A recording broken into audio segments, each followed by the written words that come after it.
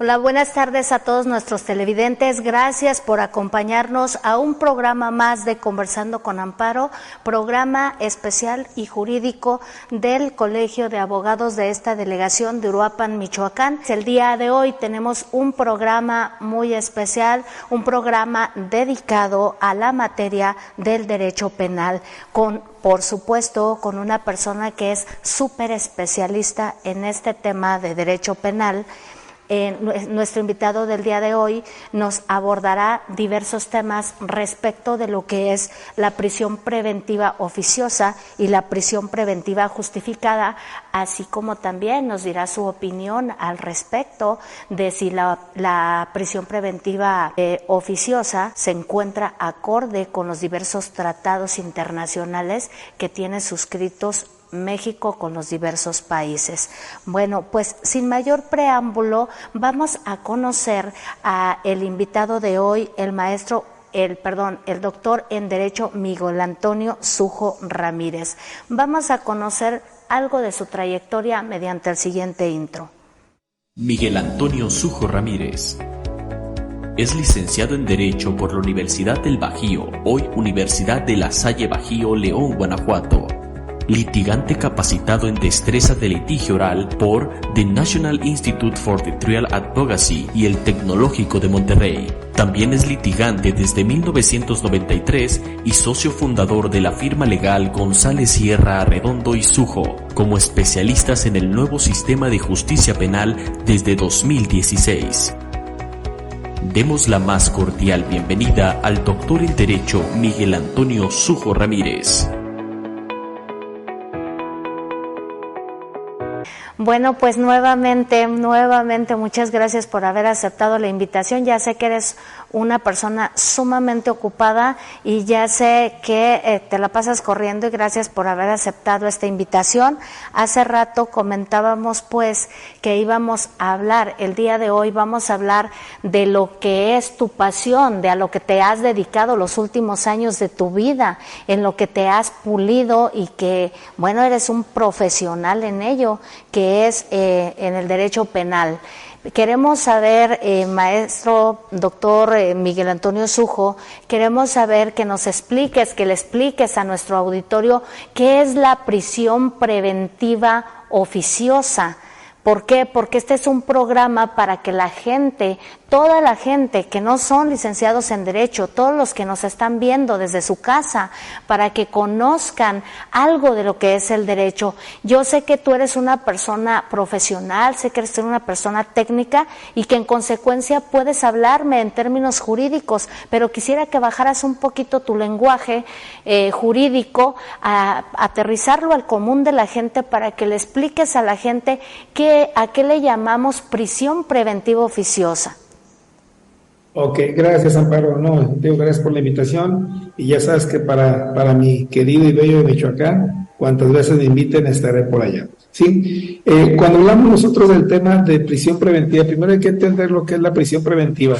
La prisión preventiva es una medida de cautela que se utiliza por parte del Estado para dejar a una persona en un centro de reinserción social para que éste enfrente su procedimiento, ¿sí? Pero cuando hablamos nosotros de una prisión preventiva oficiosa, implica que hay ciertos delitos que el Ministerio Público investiga y que cuando él decide ejercer el inicio de la acción penal, esto es, le solicita a un juez, llámese un orden de aprehensión, llámese que lo ponga a disposición porque fue detenido en flagrancia, o bien que ha sido citado, el Ministerio Público lleva a la persona, pero hay determinados delitos que van a ser merecedores de lo que se conoce como prisión preventiva oficiosa. Esto es, para que esa persona que se le va a denominar imputado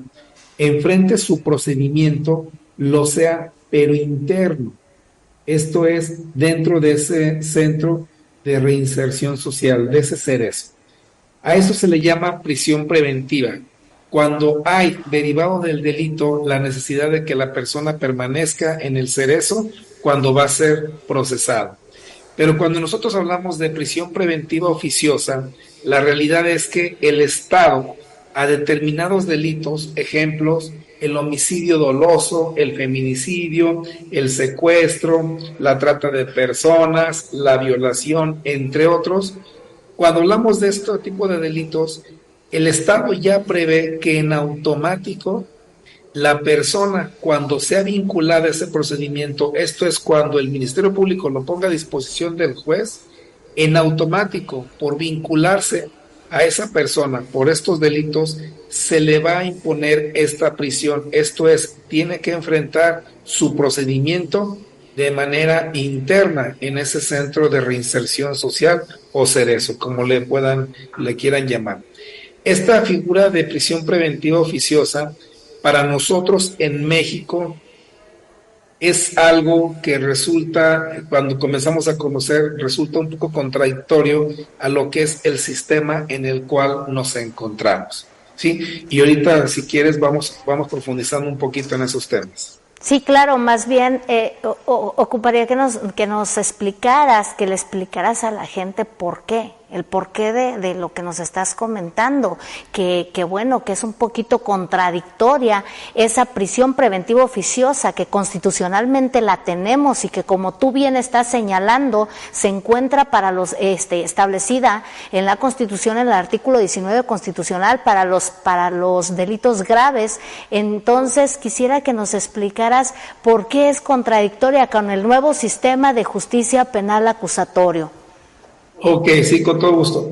Derivado de que nosotros en México tenemos un sistema de justicia penal que se denomina acusatorio y oral, nosotros nos olvidamos de aquel sistema en el cual íbamos a juzgados penales y en el juzgado penal presentábamos promociones y todo se hacía por escrito. Cuando nosotros entramos a un nuevo sistema, se dice que prevalece el debido proceso. Esto es, se tienen que acatar ahora las autoridades a lo que realmente dice la ley. Se dice que ahora en este nuevo sistema, a la persona que está siendo investigada se le va a presumir inocente. Esto es, se le debe dar un trato de inocente durante todo el procedimiento hasta que no exista una sentencia firme en su contra. Hasta ahí ya se le podría presumir ahora sí responsable. Pero en este procedimiento nosotros tenemos que entender algo. Si la persona está siendo investigada por un delito y ese delito nos dicen a nosotros que el Ministerio Público va a ejercer la acción penal, si nosotros habláramos del sistema acusatorio como si fuera un sistema acusatorio puro, esto es, como realmente surgió en la historia del derecho penal, un sistema acusatorio respeta siempre el principio de presunción de inocencia. Esto es, siempre se le va a ver como inocente a la persona.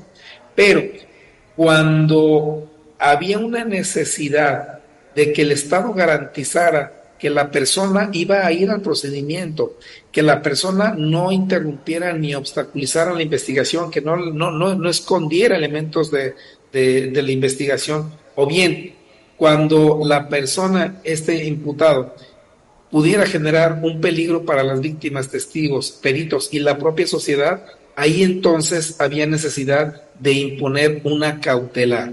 Y hay de diferentes tipos de cautelares.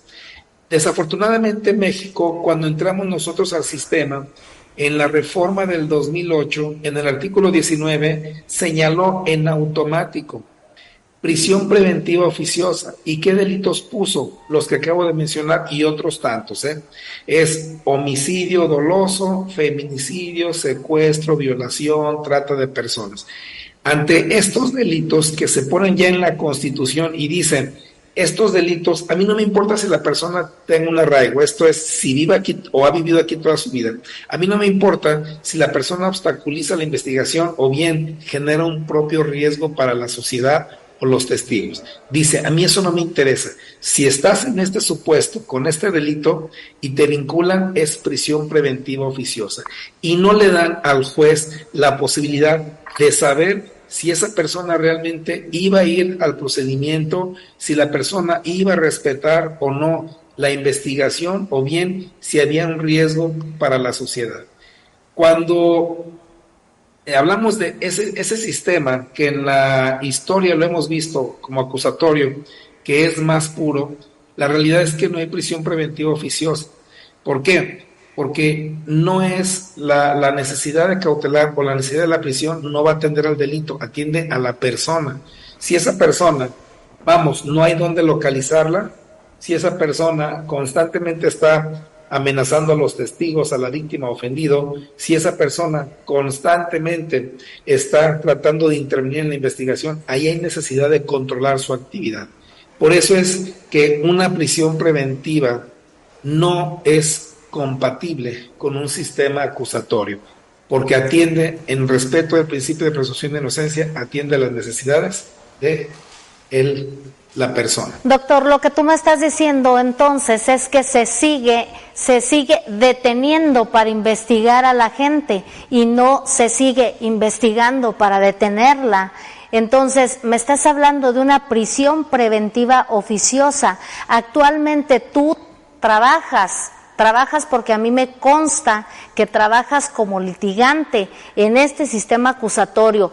En este sistema acusatorio, esa prisión preventiva oficiosa es diferente a la prisión que ya le imponen a tus clientes una vez que están sentenciados. ¿Esa prisión preventiva es diferente o es la misma? Hay algo interesante que acabas de mencionar ahorita, Amparo. ¿Por qué decían que la prisión preventiva oficiosa atenta contra el principio de presunción de inocencia? Porque es como anticipar la pena. Okay. El tema es que si te llegan a condenar, pues excelente, y ya llevas a lo mejor compurgado 6 meses, 8 meses, 1 año, 2 años, no lo sé. Pero si te absuelven, ¿qué pasa?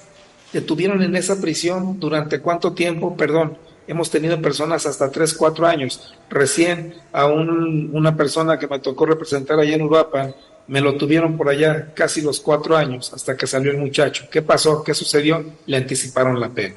Es una realidad. Y se dictó una sentencia de inocencia, por supuesto. Aquí te comento algo. No fue un tema de una sentencia absolutoria, pero el delito, la realidad es que no era de prisión preventiva oficiosa.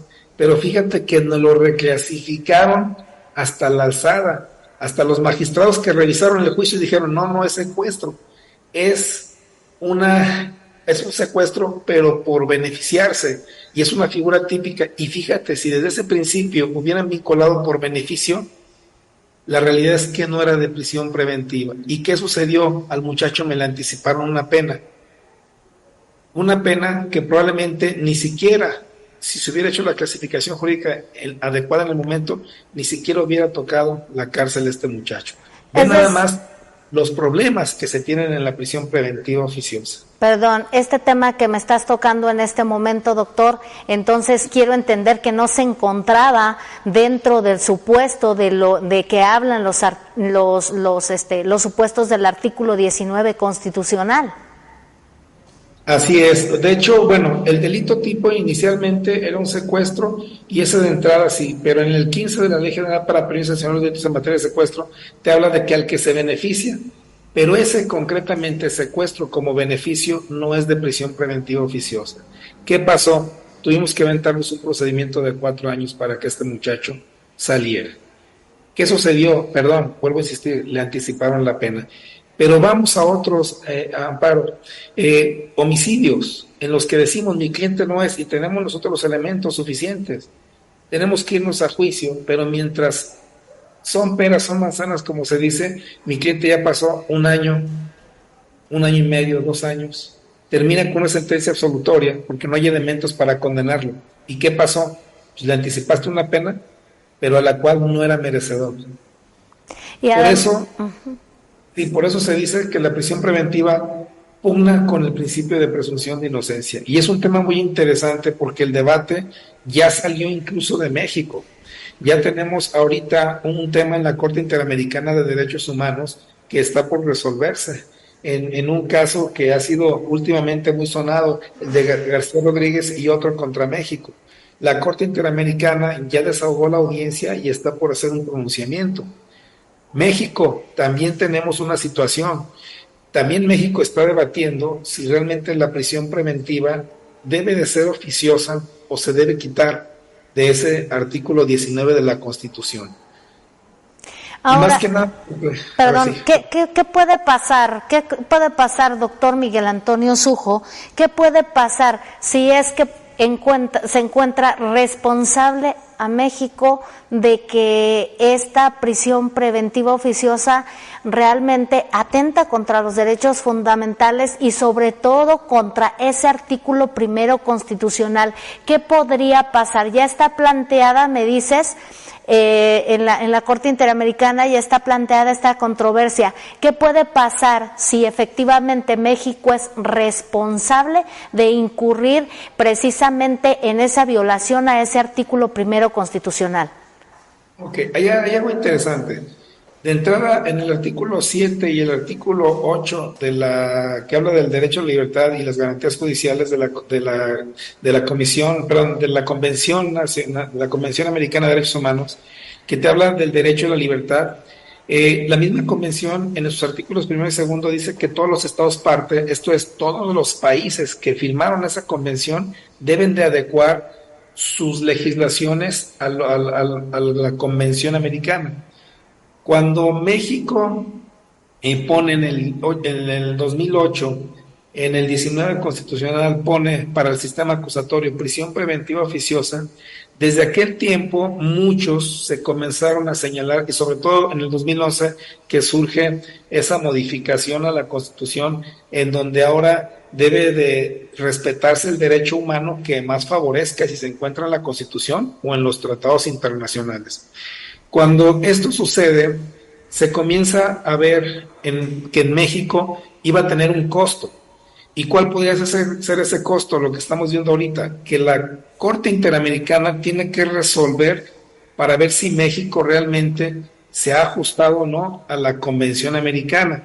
Si llegase a decir la Corte Interamericana que la prisión preventiva es inconvencional, se va a instruir a México para que haga las correcciones necesarias. Incluso, a la par, se está viendo otro tema en la Corte aquí en México en relación a la prisión preventiva oficiosa, que hay posturas muy interesantes, pero la Corte no puede legislar ni puede anular un artículo de la Constitución, no tiene que ser el propio Congreso de la Unión, ¿sí? Pero sí tendría que verificar qué va a prevalecer, si el derecho nacional o lo que se señala en lo que se llega a señalar en la Corte Interamericana. Y todo esto viene, te lo platico así de rapidito, para el 2011 una contradicción de tesis, la 293, se señalaba después de esa reforma que establece el derecho pro persona, el derecho que más favorezca, se llega a señalar por esa contradicción de tesis que sí, efectivamente, hay que aplicar el derecho humano que más favorezca.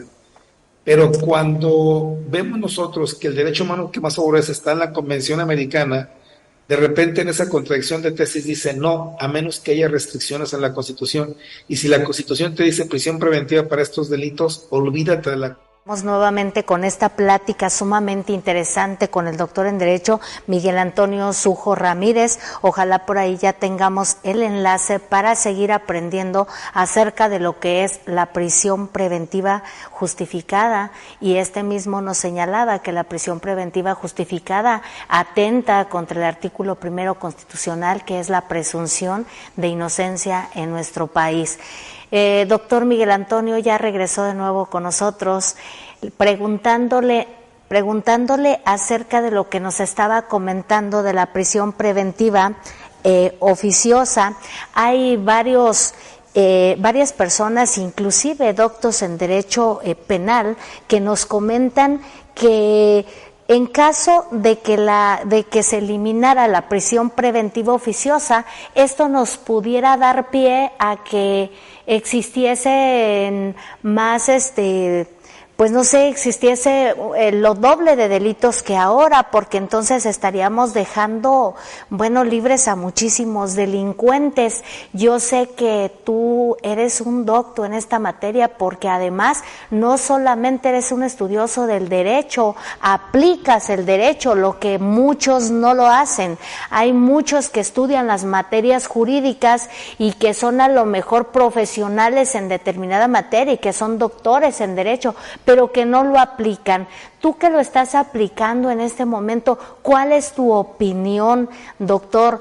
¿Es cierto que pudiera darse un dobleteo o una multiplicidad de delitos al eliminar la prisión preventiva oficiosa, o nos estamos adelantando a algo que aún no ha ocurrido?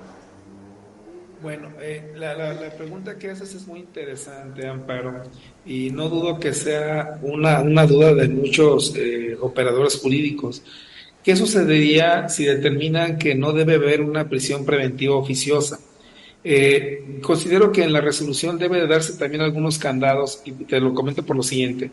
Sistemas acusatorios más puros, realmente se contempla en una pureza de un sistema acusatorio con respeto estricto al principio de presunción de inocencia, no habría prisión preventiva oficiosa. Pero lo cierto es que en el derecho comparado, los países que tienen los mejores procedimientos acusatorios solamente contemplan dos delitos de prisión preventiva que son oficiosas, lo que es el secuestro y el terrorismo.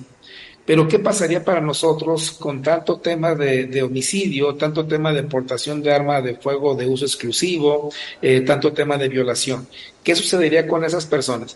Fíjate que hay algo interesante en relación a lo que el juez debe de considerar para imponer una medida cautelar. El artículo es el 68, 69, 168, 169, 170, te da parámetros para que el juez decida sobre la prisión preventiva. Incluso uno de ellos atiende a lo que es la pena. Cuando se tiene una pena muy elevada, imagínate un tema de secuestro, pues la pena es de 40 a 80, si es por una persona, si es por más de dos personas es de 50 a 90. Y ahí creo que el juez tendría un muy buen parámetro de decisión. Si hablamos de un feminicidio, hay estados que tienen de 35 a 60 años y ahí también tenemos un muy buen parámetro de definición. No podemos hablar nosotros de que si hay esta resolución, llámese en la Corte Interamericana, y que obliga a México a modificar, no es que en automático vayan a salir, porque se tendría que generar una audiencia de medidas cautelares y entonces se tendría que justificar. Y el propio Código Nacional, que es el que aplicamos nosotros, le da al Ministerio Público las herramientas para decir, esta persona por este delito se le puede ir. Y va a decir, hay peligro de fuga, y lo va a justificar. El tema es que debería justificar. ¿Habría más trabajo para ministerios públicos? Sí. Porque ahora tienen que justificar en esa necesidad de cautela que la persona se puede ir, sustraerse de la acción de la justicia, que la persona puede obstaculizar la investigación, interferir en ella, que la persona puede poner en peligro a las víctimas, testigos, peritos, y yo me amplío a la sociedad, porque también se impone una cautelar para que se evite continuar o que esa persona continúe delinquiendo. Tenemos el mecanismo, sí es cierto.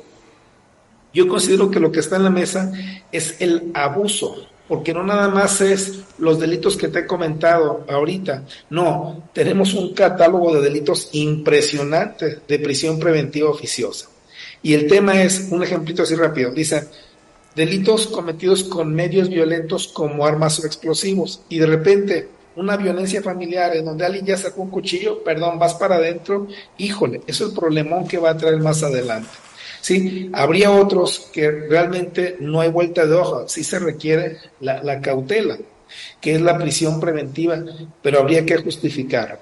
Consideramos que todavía hay mucho sobre la mesa en el debate de si es convencional o no la prisión preventiva. En mi punto de vista muy particular, sí es inconvencional, pero la realidad, nuestras necesidades, o bien los momentos que vivimos actualmente en México en relación a la violencia, es para que se tomen ahora sí que medidas un poco extremas, pero considero que se puede hacer porque la propia Constitución, el propio Código Nacional te da las herramientas para evitar incluso que se siga delinquiendo.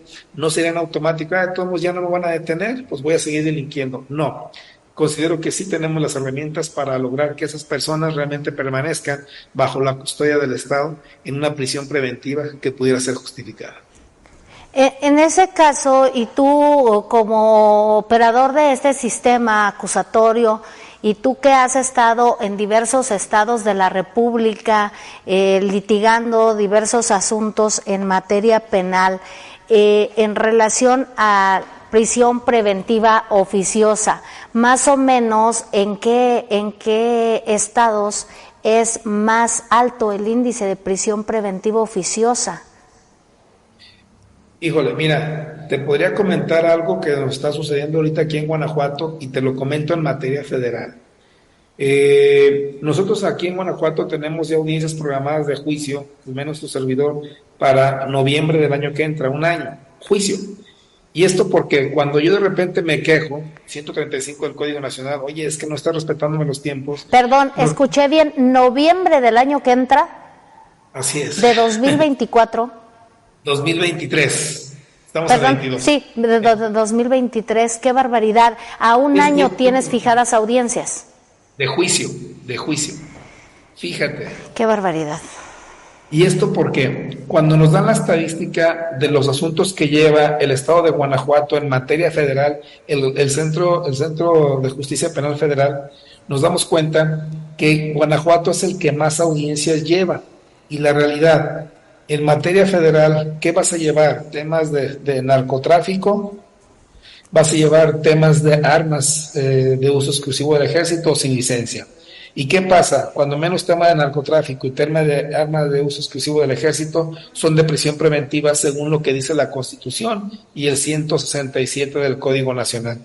Atendiendo a esto, cuando menos aquí en Guanajuato sabemos que tienen un nivel elevadísimo de prisiones preventivas. Si caminas en cada uno de los estados en el foro común, te vas a dar cuenta que los asuntos que generalmente llegan a juzgado son los que realmente deben, y vas a tener violaciones, homicidios, secuestros, y todos estos son de prisión preventiva oficiosa. Y sabemos que ahorita actualmente en el país hay estados que tienen serios problemas de inseguridad. Guanajuato, tristemente, ahorita es uno de ellos, ¿sí? Y sabemos que aquí hay demasiadas personas que están siendo procesadas y que han sido vinculadas por delitos que se consideran de prisión preventiva oficiosa.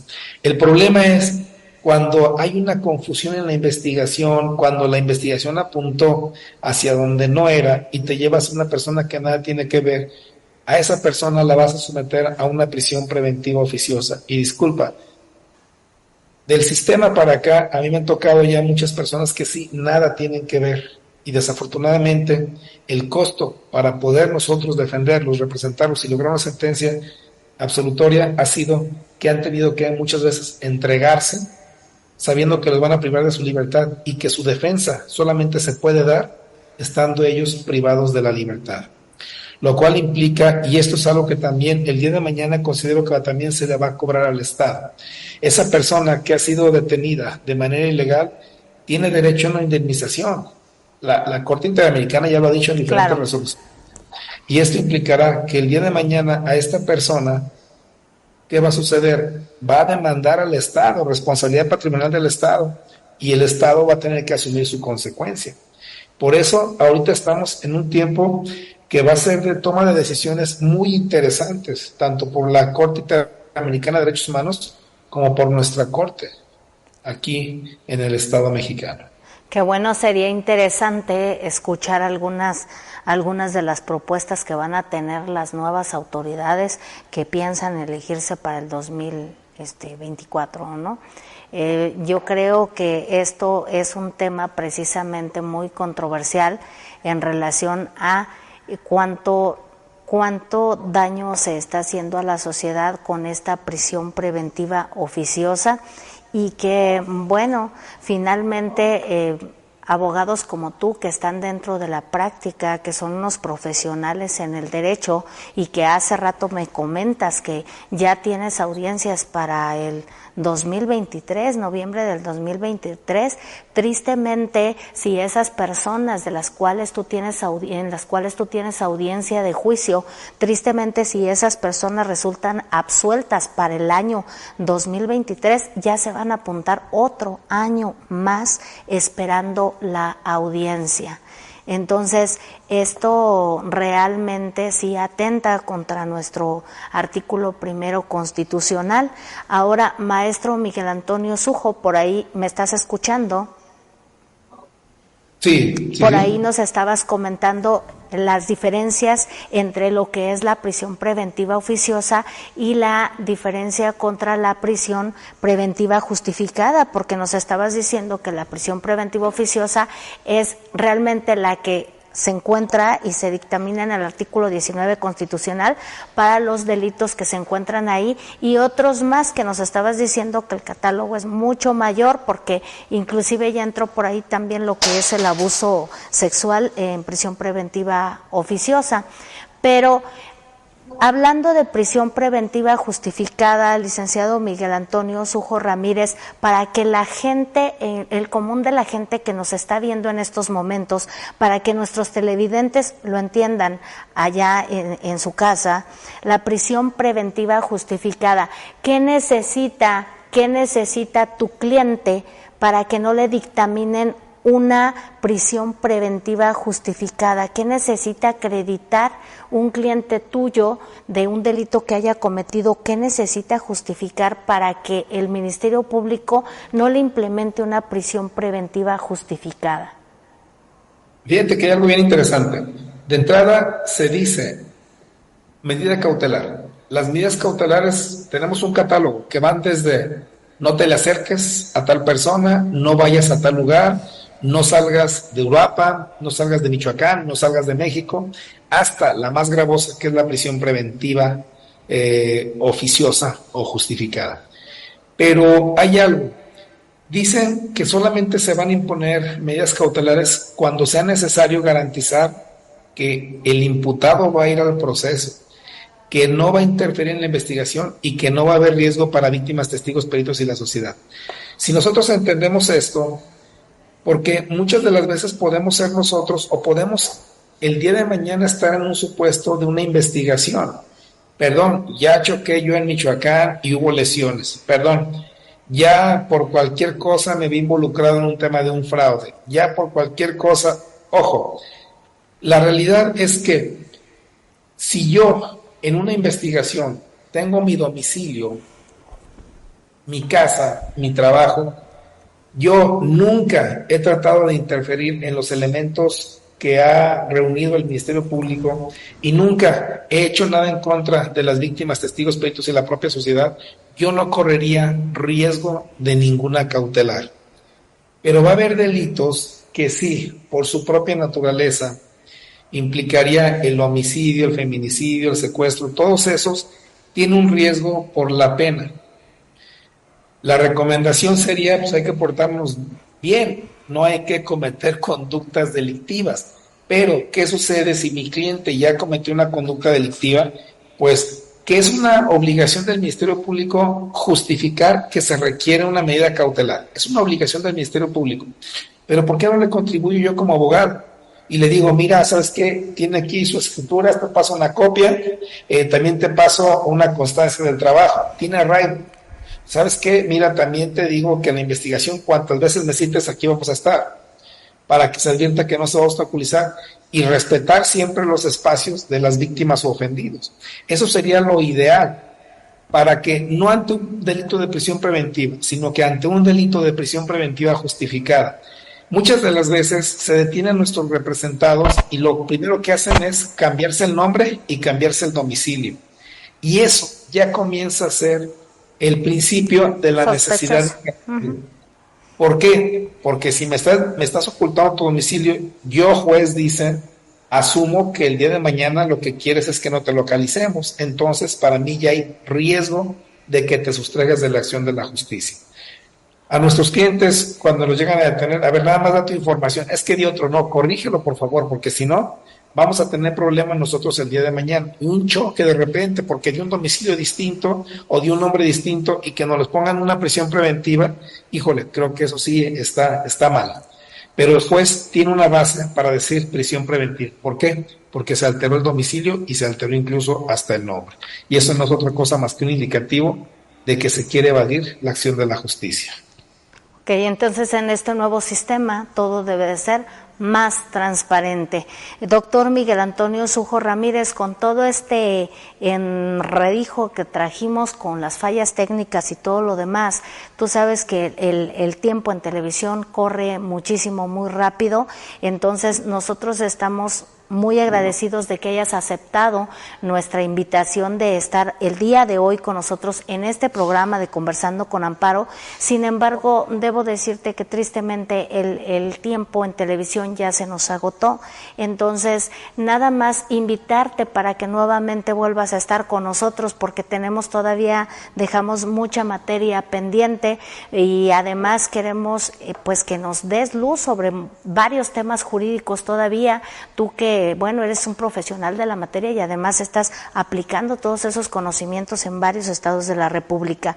Entonces, doctor Miguel Antonio Sujo Ramírez, pues muchas gracias por haber estado con nosotros. Por favor, dinos cuál sería, con qué concluirías este día, con qué frase concluirías el tema de la conversación que tuviste con tu servidora, con Amparo.